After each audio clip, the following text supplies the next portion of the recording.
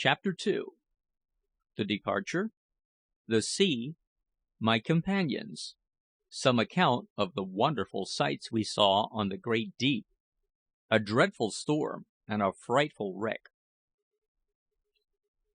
It was a bright, beautiful, warm day when our ship spread her canvas to the breeze and sailed for the regions of the south.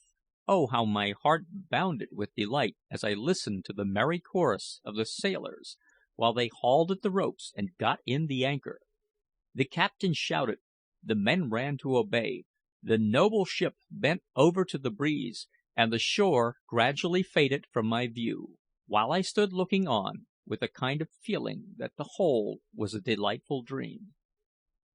The first thing that struck me as being different from anything I had yet seen during my short career on the sea was the hoisting of the anchor on deck and lashing it firmly down with ropes, as if we had now bid adieu to the land for ever, and would require its services no more.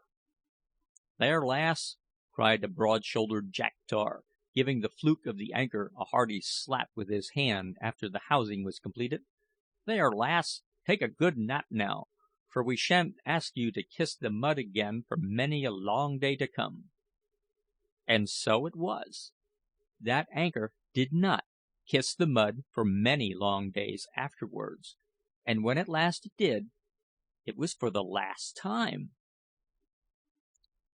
There were a number of boys in the ship, but two of them were my special favourites. Jack Martin was a tall, strapping, broad-shouldered youth of 18, with a handsome, good-humoured, firm face. He had had a good education, was clever and hearty and lion-like in his actions, but mild and quiet in disposition. Jack was a general favourite, and had a peculiar fondness for me. My other companion was Peterkin Gay. He was little, quick, funny, decidedly mischievous, and about 14 years old. But Peterkin's mischief was almost always harmless, else he could not have been so much beloved as he was. "Hallo, youngster!" cried Jack Martin, giving me a slap on the shoulder the day I joined the ship. "Come below, and I'll show you your berth. You and I are to be messmates, and I think we shall be good friends, for I like the look of you." Jack was right. He and I and Peterkin afterwards became the best and staunchest friends that ever tossed together on the stormy waves. I shall say little about the first part of our voyage. We had the usual amount of rough weather and calm. Also, we saw many strange fish rolling into the sea, and I was greatly delighted one day by seeing a shoal of flying fish dart out of the water and skim through the air about a foot above the surface. They were pursued by dolphins, which feed on them, and one flying fish, in its terror, flew over the ship, struck on the rigging, and fell upon the deck. Its wings were just fins elongated, and we found that they could never fly far at a time, and never mounted into the air like birds, but skimmed along the surface of the sea. Jack and I had it for dinner, and found it remarkably good. When we approached Cape Horn, at the southern extremity of America, the weather became very cold and stormy, and the sailors began to tell stories about the furious gales and the dangers of that terrible cape. "Cape Horn," said one, "is the most horrible headland I ever doubled. I've sailed round it twice already, and both times the ship was a'most blowed out of the water."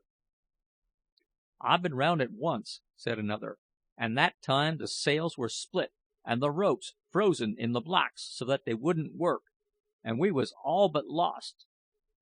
"And I've been round it 5 times," cried a third, "and every time was wuss than another.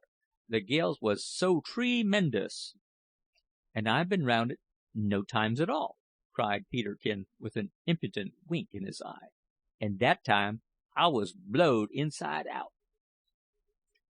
Nevertheless, we passed the dreaded cape without much rough weather, and in the course of a few weeks afterwards were sailing gently before a warm tropical breeze over the Pacific Ocean. Thus we proceeded on our voyage, sometimes bounding merrily before a fair breeze, at other times floating calmly on the glassy wave, and fishing for the curious inhabitants of the deep, all of which, although the sailors thought little of them, were strange and interesting and very wonderful to me.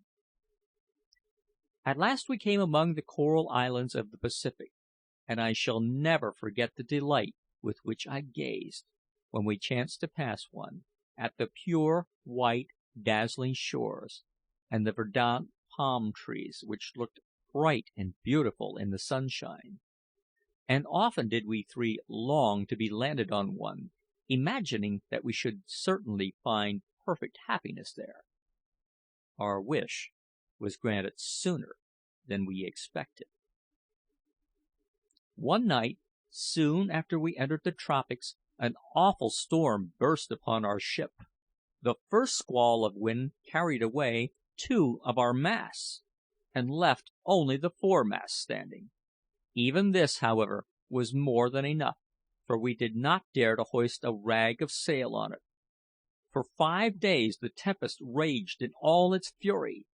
Everything was swept off the decks, except one small boat. The steersman was lashed to the wheel lest he should be washed away, and we all gave ourselves up for lost.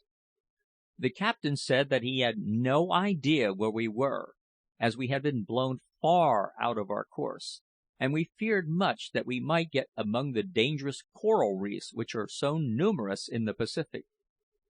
At daybreak on the 6th morning of the gale we saw land ahead. It was an island encircled by a reef of coral, on which the waves broke in fury. There was calm water within this reef, but we could see only one narrow opening into it.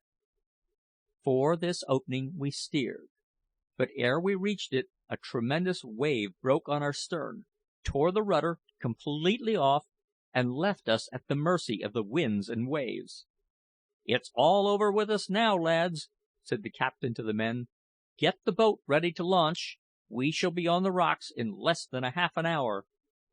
The men obeyed in gloomy silence, for they felt that there was little hope of so small a boat living in such a sea.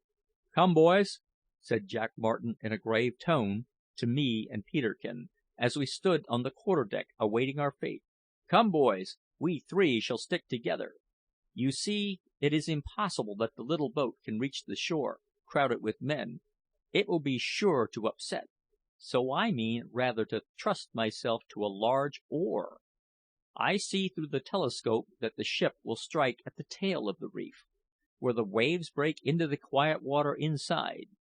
So if we manage to cling to the oar till it is driven over the breakers, we may perhaps gain the shore. What say you? Will you join me?" We gladly agreed to follow Jack, for he inspired us with confidence, although I could perceive, by the sad tone of his voice, that he had little hope; and indeed, when I looked at the white waves that lashed the reef, and boiled against the rocks as if in fury, I felt that there was but a step between us and death. My heart sank within me, but at that moment my thoughts turned to my beloved mother, and I remembered those words which were among the last that she said to me: "Ralph, my dearest child, always remember in the hour of danger to look at your Lord and Saviour Jesus Christ. He alone is both able and willing to save your body and your soul." So I felt much comforted when I thought thereon. The ship was now very near the rocks. The men were ready with the boat, and the captain beside them giving orders, when a tremendous wave came towards us. We 3 ran towards the bow to lay hold of our oar, and had barely reached it when the wave fell on the deck with a crash like thunder. At the same moment the ship struck, the foremast broke off close to the deck and went over the side, carrying the boat and men along with it. Our oar got entangled with the wreck, and Jack seized an axe to cut it free; but owing to the motion of the ship, he missed the cordage and struck the axe deep into the oar. Another wave, however, washed it clear of the wreck. We all seized hold of it, and the next instant we were struggling in the wild sea.